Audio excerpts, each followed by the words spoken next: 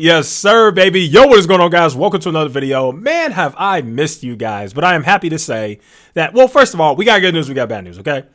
The good news is I'm healthy.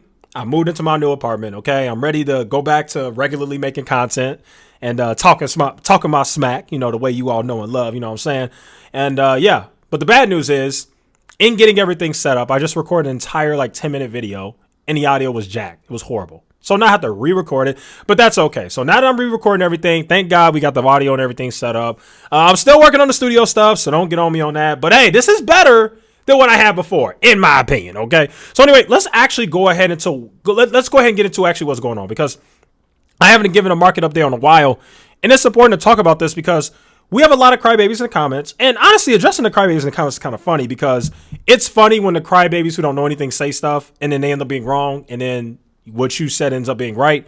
And remember, this is all for teaching purposes anyway. So we need to talk about this because it'll help you guys understand where a lot of people went wrong. Because you guys know I've notoriously been bearish on this channel. And once again, the bear market's back. I mean, let's just be honest here. The S&P 500 just dipped below 4,000. Now, what do we know? I started making videos as soon as the market hit a peak of 4,300 on S&P 500. Once it went back to 4,200, I started making videos talking about it. And what I get in the comments, oh, the market's only down 1-2%. He's talking smack. And then what happened? Then the S&P went from 4,200 to 4,100. People said the same thing. Oh, the market's only down 4%. This guy's talking smack. Blah, blah, blah, blah. Well, guess what? The market has just slowly gone down and lower and lower and lower and lower and lower. And what is happening now? The S&P is back below 4,000. And remember, it's not really about being right necessarily. I know I talk my smack sometimes, obviously. But the main point that it's important to understand, because this is my first bear market. I'm not going to sit here and lie to you. It's my first bear market. But folks, I've been very transparent on the fact, well, unless you want to count 2020. Technically, 2020 was a bear market. It was just a short one. I told you guys what I did. I went back. I even have old videos where I showed you guys the charts. I went back and I looked at past bear markets. And that's what helped me, in my opinion, determine that this specific bear market that we're in is going to be brutal. And so far, it seemed like I've been right. And I still think we got more to go. I really do. So my main point is, some of you guys in the comments, I mean, if you want to disagree, that's fine. But you guys have been dead wrong. Everybody who's been a mega freaking bull, some of you Tom Lees, who most of you guys know who that is, some of you freaking Tom Lees in my comments, the S&P is going to close at 4,600, all this crazy stuff. It's time to snap back and get into reality. Look at the data, look at the macroeconomics, look at the Fed, look at everything going on. And also, we got some scary stuff going on with Taiwan and China. I saw that news too. Things are starting to heat up over there too, which I can tell you right now, that ain't good, folks, right? And my main point is, I don't have a problem with people disagreeing with me or having their own opinion, whatever. But for the love of God, stop buying at the top. That's what upsets me the most, guys. Because let's look at it. And I got to make fun of other content creators. I'm not just going to pick on me, Kevin, here. I'm actually going to be more fair. Because it's not just me, Kevin, that's a problem with me. It's really all of these content creators. These big guys with these big followings.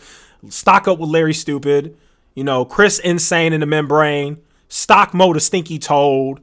Jeremy LaFave, one of the dumbest investors I've ever seen in my life, and then meet Kevin Paffrath, aka Mr. DUI guy, right? The main issue with these guys is they consistently always have their followers buying at the top. Jesus Christ, bro. Think about it. Look at me, Kevin's tweets. He made tweets on August 17th, between August 10th and August 17th. The dude was getting hella cocky. He was, we're going to the moon, stocks to the moon. Oh my God. And then he made videos talking about he's buying stocks. People send me Kevin's buying sell alerts. Kevin was buying stocks and is buying sell alerts. Why would you buy when the S&P is at 4,300? That's really just been my main thing, guys. It doesn't make sense. Now, with the S&P here at 3,900, there are a lot of stocks that have come down more where they're at least at somewhat fair valuations. I wouldn't say a lot of these stocks are undervalued, but they're at least not overvalued anymore like they were a few weeks ago. And that's my main issue with these content creators. They keep losing you guys money, but I would argue that some of you guys are even stupid. I'm sorry, I'm just going to be honest, because Jay Nagy got on Strongman's live stream the other day, and he said something very profound that I agree with. He was like, I don't even want to do grifter slang anymore because it doesn't matter. These people are still going to fall for it. Even though they've gotten annihilated, they're still going to follow these people. They're still going to believe them. It's the scariest thing ever how dumb some people are. But that's okay. I still have hope that what I'm doing is right. And telling people the truth, even though they don't want to hear it, that the market is probably going to go lower. And buying when the S&P 500 rallied freaking 20% in a month, it's probably not the smartest idea. You know what I'm saying? So that's just kind of where we're at with it. In terms of what's happening, though, I think we all know why the market's down. I think it's very obvious. It's really the Fed. And the Fed is being very sneaky in what they're doing, right? Well, I guess they're not being sneaky. They're actually being upfront finally in what they're doing. And I like that. You've got different Fed members that have been speaking all week saying that we like what the market's doing. We like that the market's going down. We like that the market tanked after Jerome Powell's comments because the Fed knows what it is. The Fed knows. And the Fed has made it very clear. I don't know what y'all think this is, but we're not saving y'all butts. No, we're not pivoting. No, we're not going to stop raising rates in September. No, we got to fight inflation. And this is what I've said on this channel. Yes, we're starting to see inflation come down. Fine. But we really need to see inflation come down significantly, in my opinion, in order for the Fed to stop raising rates. Because I have something to tell you guys, ladies and gentlemen. If inflation just hovers between like 7-8%, that's still god awful. That's terrible. And that's what the Fed don't want to see. Inflation, the Fed wants inflation back at 2%. And they've been very clear on that, which is why I don't understand why people are buying stocks at the top of the bear market rally. Really? But I get it. Your favorite content creators are doing it. So when you just follow them, I get it.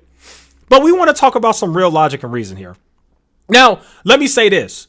Does it make sense to buy stocks here? There actually are some stocks that it makes sense to buy here. Buying here makes a lot more sense than buying when the S&P was at 4,300. Oh, just dollar cost average, bro. No. You guys know how I feel about dollar cost average. I don't care. I know people get mad. They think I'm an idiot. You're timing the market. Oh, my God, blah, blah, blah, blah. Whatever. My market crash portfolio is doing fine. So you trade your way. I'm going to invest my way. I'm not dollar cost freaking averaging in a bear market. And if you're going to dollar cost average, at least dollar cost average on the way down. Don't dollar cost average on the way up, which is what people are doing. S&P go to 4,000, folks start dollar cost averaging. S&P go to 4,300, folks dollar cost averaging. No, do it the opposite way. When the S&P goes 3,900 and then gets 3,700, that's when you dollar cost average. Dollar cost average on the way down, god dang it, So that's just kind of where I'm at with it. That's just kind of how I feel. So obviously, in my opinion, the Fed is doing a good job. I think this is what is best for the overall economy and just the overall world, in my opinion. I think the Fed has been behind the ball for a while. And honestly, the one thing I give Jim Cramer on, I agree with him. I wish the Fed would just come out and say, we're hiking rates 100 basis points, Like, I don't mind it. It's time. Like, look at that crazy bubble we had in 2020 and 2021. Like, stuff like that don't last, folks, So you just got to be more realistic. When you're investing in different things like that. So for me personally, I do plan to buy soon. I will start buying soon. I've already got all my move-in costs done. I already bought all the new stuff we need, couch, TV, whatever crap we need for this new house. I've already taken care of most of the business I need to take care of. So I got more money to invest. So at some point pretty soon, depending on how far the market goes lower, I'll start buying again. And I'm looking forward to it, I really am. I am definitely looking forward to it for sure. Now, I do want to make it extremely clear, right? Okay, two things extremely clear. What amazes me is how we all know that Kevin Paffrath, DUI man, me, Kevin, is a smart guy, right? But it amazes me how you could come up with these sophisticated analysis and all these different charts and theses and dudes making like 20, 25-minute videos talking about macroeconomics and everything. It's amazing how he does such a good job covering that and still gets the market wrong. And he's done it so many times. We know this. Now, he can spin it and make a lot of you guys think that he was right. But we all know, those of us who've been watching his videos and can comprehend know that he often goes and picks both sides. But one thing we know, because the tweet does not lie, on August 17th, I got the tweet right here. He literally said he's bullish. And literally that same date when the SP was around 4,300, when he said he's bullish, the complete opposite happened. Okay. And that's all I got to say about that. Now, moving forward on to what I plan to do. I want to make it very clear. Buying here is not the worst idea in the world, okay? I just want to make that extremely clear. So some of you guys who go in my comments on every bearish video and you're like, I understand you're bearish at goals, but I just bought 20 shares of Microsoft. Like some of you guys really do that, and it's fine. Whatever. You do whatever the crap you want with your money. But I'm here to say right now, buying when the S&P is at 4,300 makes no sense to me. 3,900-ish is buying here is not so bad depending on what you buy, you know? I'm going to wait a little longer though. That's just my personal opinion. And yeah, that's about it. So that'll go ahead and conclude today's video, folks. Thank you guys so much for watching. Feel free to like, share, and subscribe. And I will see you guys in the next one.